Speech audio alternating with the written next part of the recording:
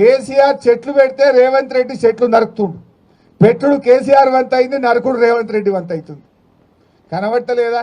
మొన్న అగ్రికల్చర్ యూనివర్సిటీలో 100 ఎకరాల భూమి తీసుకున్నాడు, అక్కడ చెట్లన్నీ నరికేసిండు అగ్రికల్చర్ యూనివర్సిటీలో.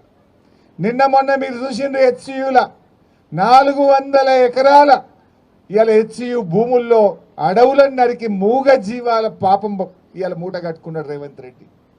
హైడ్రా పేరిట పేదల బతుకులు కూల్చిండు, హెచ్సియులో అడవులు నరికి ఆ మూగ జీవాల బతుకులను కూడా కూల్చిండు రేవంత్ రెడ్డి.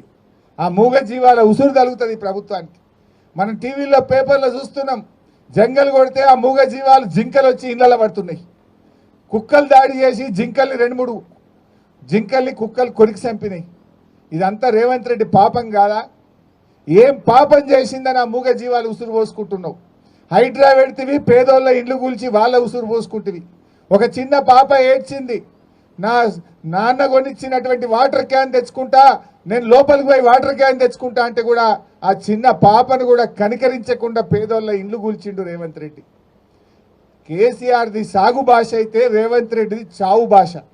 కేసీఆర్ ఎప్పుడు మాట్లాడినా మిషన్ కాకతీయ కింద చెరువులు బాగు చేయమన్నాడు, వాగుల మీద చెక్ డ్యాములు కట్టమన్నాడు, ప్రాజెక్టులు కట్టమన్నాడు, రైతులకు నీళ్లు ఇవ్వమన్నాడు, రైతులకు నీటి తీరువా రద్దు చేసిన భాష కేసీఆర్ది. రేవంత్ రెడ్డి మాట్లాడితే ఏమవుతాడు?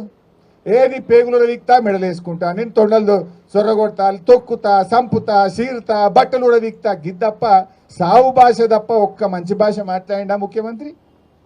కేసీఆర్ది సాగు భాష, రేవంత్ రెడ్డిది చావు భాష.